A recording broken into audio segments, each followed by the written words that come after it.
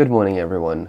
Today is Thursday, the 19th of August 2021, and this is Lira Media's news broadcast. I'm coming to you live from Daegu, South Korea, and I'm bringing you basically all the world news that's currently trending. So, of course, we're going to have to talk about the situation in Afghanistan. As you can imagine, that's what's central to a lot of news at the moment, but there's also a lot of other pieces of information that are in fact quite interesting. Some involving a snake in a shopping centre, and people using the Magna Carta to seize a castle in Edinburgh. Why not? So let's just get the elephant out of the room.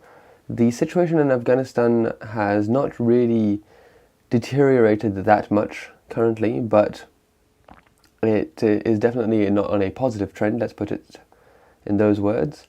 And there has been quite a few reports of civilians, actual local Afghans, protesting to the fact that their flag, the original Afghan flag, is being replaced by the Islamist banner of the Taliban. So they simply took them down and put up their own ones during protests, and there were a few casualties to this because, of course, the Taliban were not very impressed and shot into the crowds of protesters. So that has definitely caused some trouble. Now, to be seen what is going to come up next in that specific line, because of course with the regime currently in place there, it's not really sure what voice the people are going to have. So that's going to be definitely something to look at further. Now, the Taliban have held an international press conference that apparently had quite a few lies and deceit in it.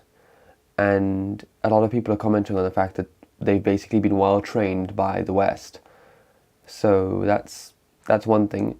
But one thing they have said during these press conferences is the fact that they will no longer be a civilization of opium, in the sense that they will no longer be exporting the drug, although they are currently the largest opium producers in the world. So they will be stopping that. Now, further in the Afghan things, a female mayor in Afghanistan has said that she's just waiting for the Taliban to, literally quoted, come and kill her, or come and kill me. But of course, change of person. So we're not sure what exactly is going to go on with that situation, because according to a previous press release, the Taliban have actually stated that they will be defending the women's rights. So we're not sure what the limitation is on that. Like, where does the line stand? To be determined further later. Now, to shift away from the Afghanistan situation a little and come to the European view on it. Well, it's still about Afghanistan, but it's the European view on it. The EU foreign policy chief said that Taliban have now won the war, so it's now time to talk with them. In other words, it's not going to be possible to, how do I put this, to continue going forward if there's no discussion between the EU and the Taliban.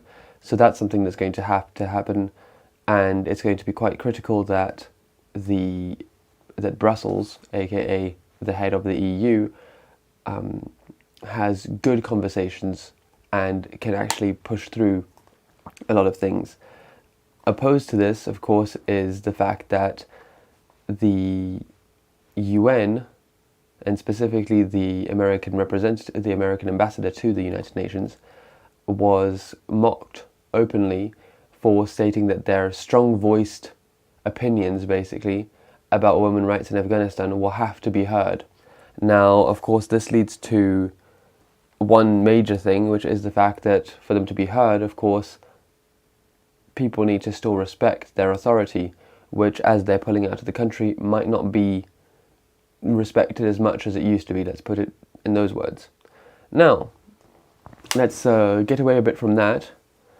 There's an interesting article currently going on BBC, which is about how latte art in South Africa led to a job from How in Oman.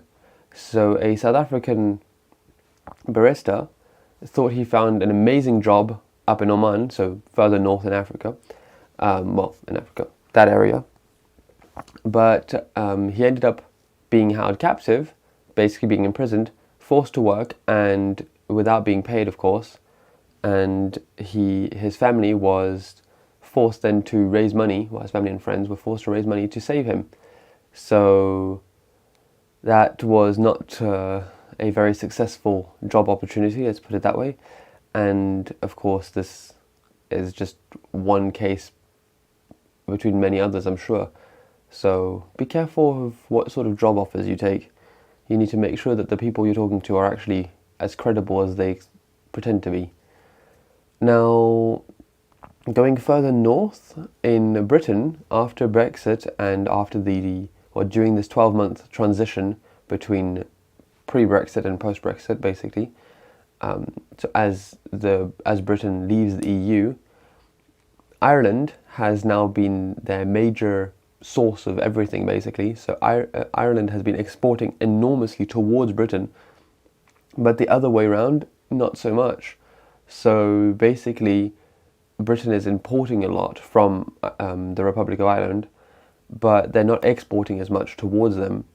And in part, this is because, of course, the Republic of Ireland is still part of Europe. So they're a good and easy access to the European common market. So that's one thing on the political scale, but also on just what's going to happen with Britain.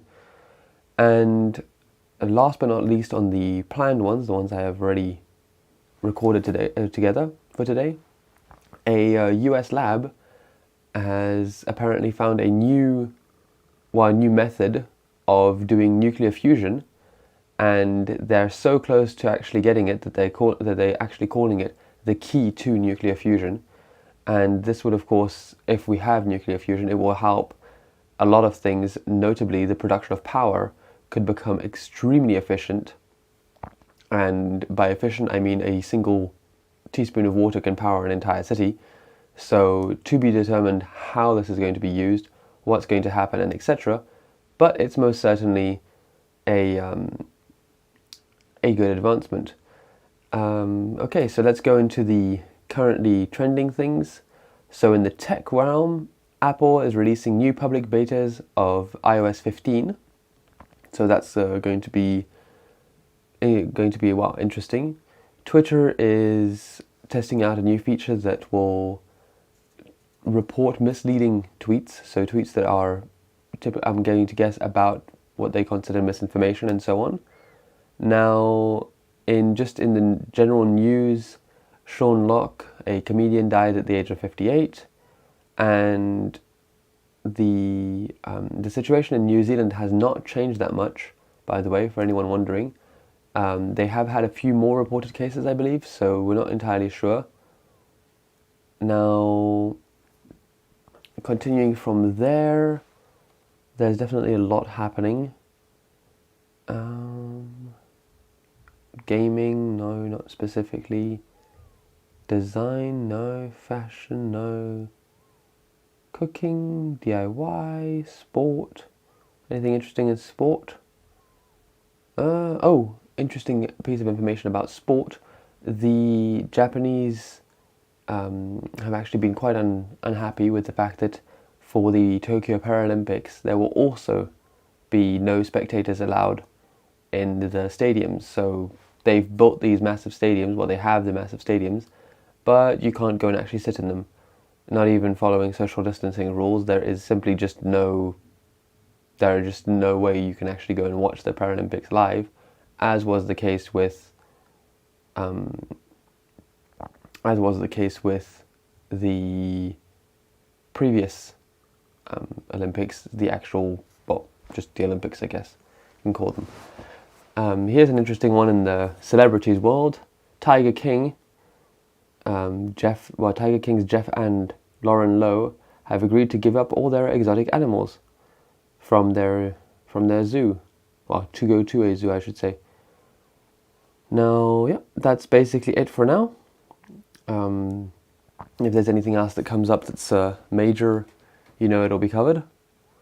So thank you very much for tuning in, Don't forget to like, comment, subscribe. If there's anything you think I missed or you would like me to cover specifically tomorrow, then please tell me. And for now, well, thank you for tuning in. Have a great day, and I'll be seeing you tomorrow. Bye bye.